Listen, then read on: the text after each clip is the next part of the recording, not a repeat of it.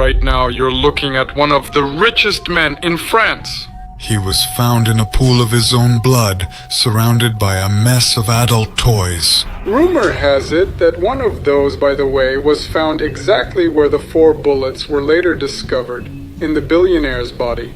And that's just the tip of the iceberg, folks, so make yourselves comfortable because this is terrifying.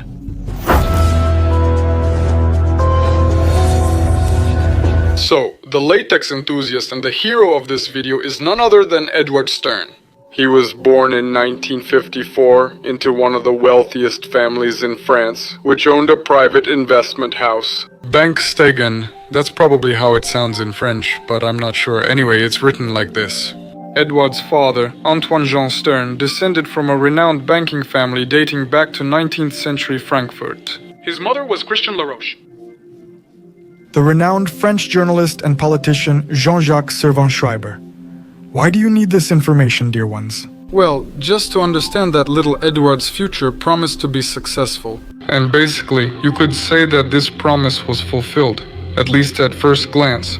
After graduating from the French business school ESSEC in Paris with a degree in finance. In 77, of course, last century, the guy joined the family's private investment firm. And at just 22, the young Stern was running that firm. So, once again, imagine a 22-year-old guy running a bank with a history of over a century.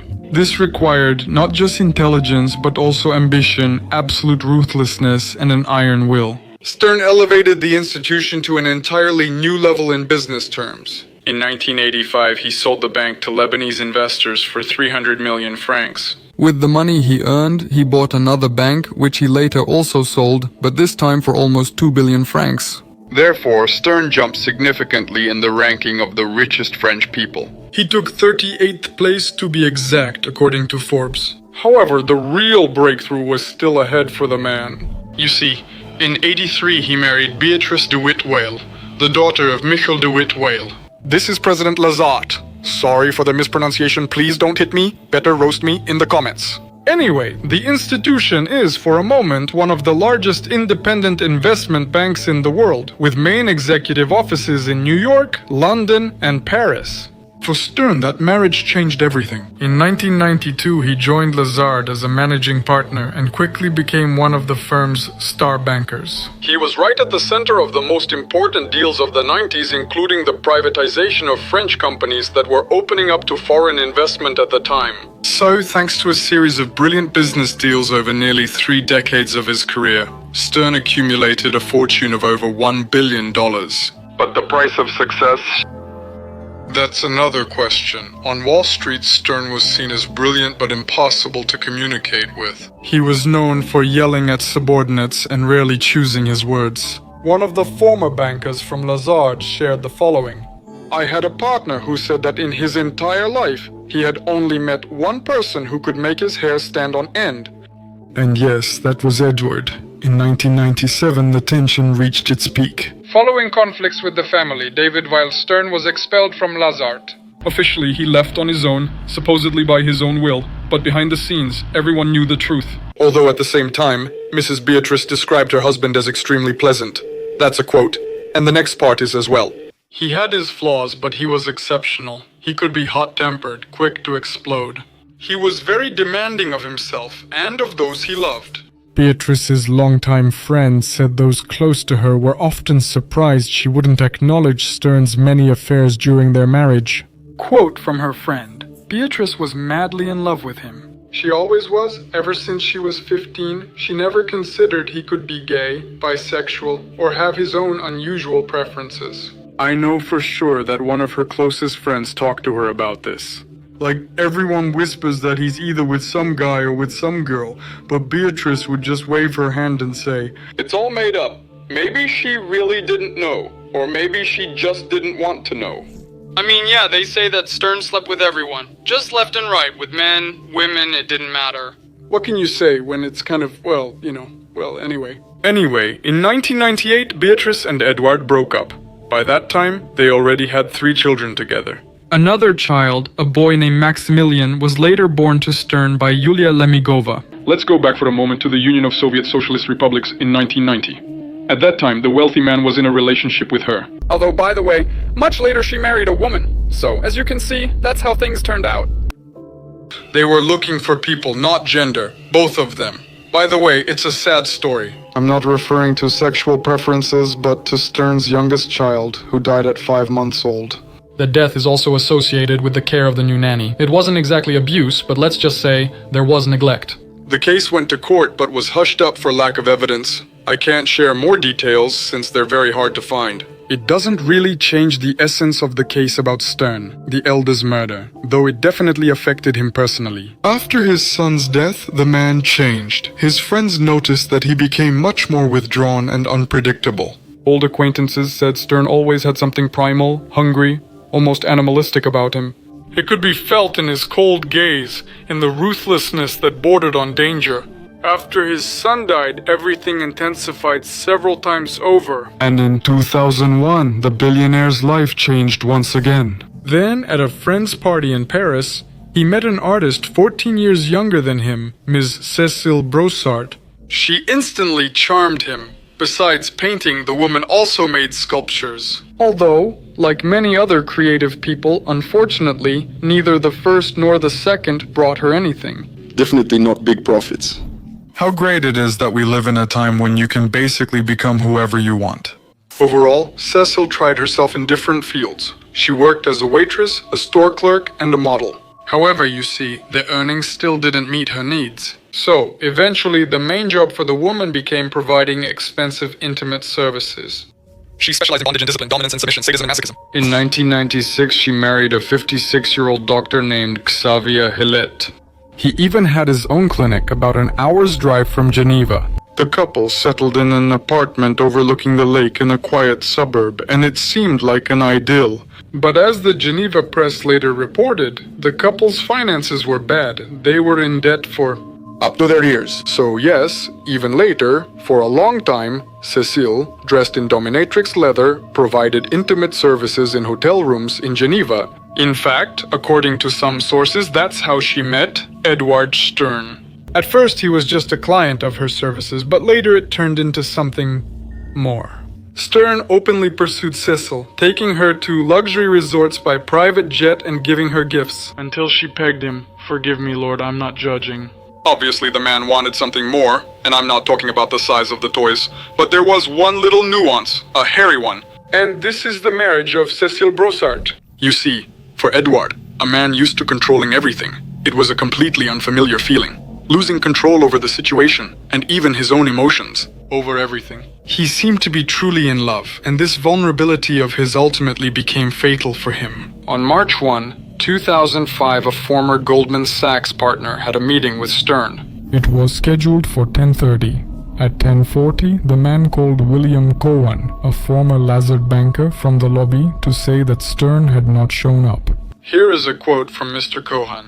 That's when we found out that Eduard was missing. Being late was a common thing, but he would have definitely called. Still, Cohen wasn't worried. He assumed that the man was just a bit distracted in his apartment. Just a week before that, he had bought a brand new Bentley. That morning, Cohen saw him in the garage when he was parking his own car nearby. But later, Stern missed another meeting, this time with his friend William Browder, who managed the Hermitage Fund. So he asked Stern's secretary if she knew where he was. She didn't know and called Cohen again. He said that he hadn't seen the man either. A worried Cohen went to the building where Stern lived and asked one of his assistants for the key to the banker's apartment. But you see, there was no key. Then the assistant called the concierge, since his wife was supposed to be cleaning Stern's apartment. So she had the key. Meanwhile, Cohen called the nearest hospital to check. Maybe Stern ended up there or something happened. His friend recently died of a heart attack. And he thought that anything could happen, but the hospital said they hadn't seen Stern there. At 2:30, Cohen and two assistants met with the concierge and his wife near Stern's apartment and gave the order to open it. The first thing that caught their eye was a small table near the entrance. On it were Stern's phone, wallet, and keys. The kitchen and living room on the right were empty, with just two of Stern's windbreakers on the sofa. Cohen called for Stern, but got no reply, so he went to the bedroom. The door was ajar. Here is a quote. I carefully pushed the door with my finger. Inside it was minimalist. No mess at all. Everything was hidden in the closets. Just inside the door, a body lay on the floor with a pool of blood behind the head. At first I thought it was some kind of art object. The French would call it a surrealist installation. You know, sometimes you go into rich people's homes and see strange things, so at first I just wanted to step over it. But after a few seconds, or maybe a minute, I don't know, I realized. In front of me was a dead body. Eduard was completely covered in a flesh-colored suit. Later it turned out that it was latex. There wasn't a single hole for breathing. It looked like a mannequin in a store window that just hadn't been dressed yet. If I had seen that body in the subway, I never would have guessed it was Edward Stern. It was terrifying. It was like something out of the movie Seven. I don't want to exaggerate, but it was real. Evil. 48 hours after Stern's body was found, the Swiss newspaper Tribune dropped an information bomb. Eduard Stern was shot. He was shot 4 times. But what was even more shocking was that he was found in a latex bodysuit, flesh-colored. Rumors about the banker's sex life soon dominated conversations in Paris and New York.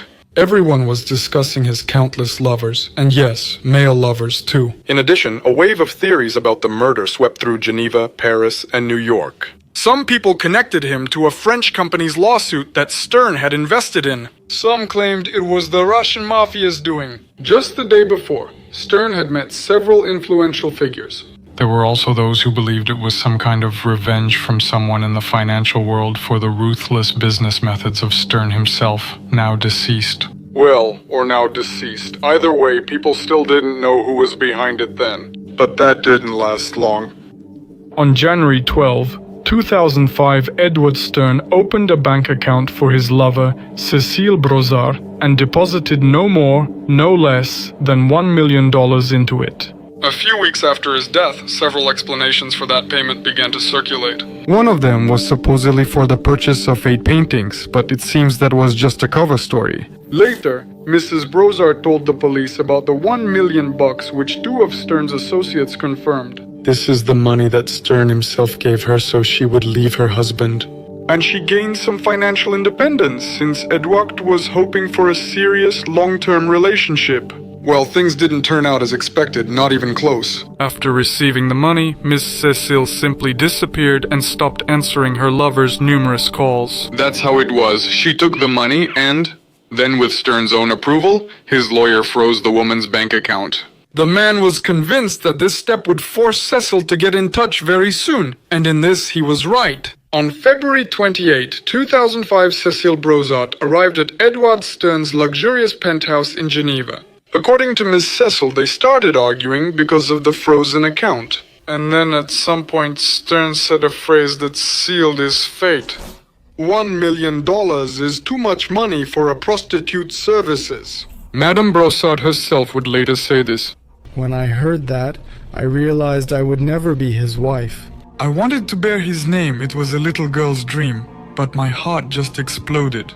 So the lady took out a revolver and used it 4 times, in the direction of Eduard Stern. The surveillance cameras recorded her leaving the building late in the evening. There was no one else there. In general, Brosart quickly confessed that she was the one who killed Stern with her own revolver. And although the identity of the killer was established, the motives remained ambiguous. Later at the trial, the defense claimed that the murder was the result of, I quote, a difficult love affair, psychological manipulation, and harassment, which gradually led to the woman's severe depression. The Stern family's lawyers, on the other hand, described Sesil Brosart as manipulative, let's say, a woman who was interested in the banker's money above all else, nothing more. Lawyer Marc Bonan described Cécile as a petite blonde from the suburbs, with deviant sexuality, who completely dominated the 50-year-old banker. He said their dispute was simply over $1 million. Quote, Stern gave her the money because she said it was a symbol of their love, and when she disappeared, he simply blocked her account. According to the lawyer, when Sesil received confirmation from the bank about the block, she went to Geneva the same day to sort it out. She found out that the account was frozen, and that very evening she drank herself. The court heard around 40 witnesses and lawyers to determine who was manipulating whom in those complex, turbulent relationships. Finally, on June 18, 2009, the now 40-year-old Brosart heard the verdict. 8 years and 6 months of imprisonment. In addition, the Swiss court ordered the woman to pay Stern's children compensation for moral damages. By the way, many sources say it's 1 franc, but I think it might be 1 million francs, or maybe...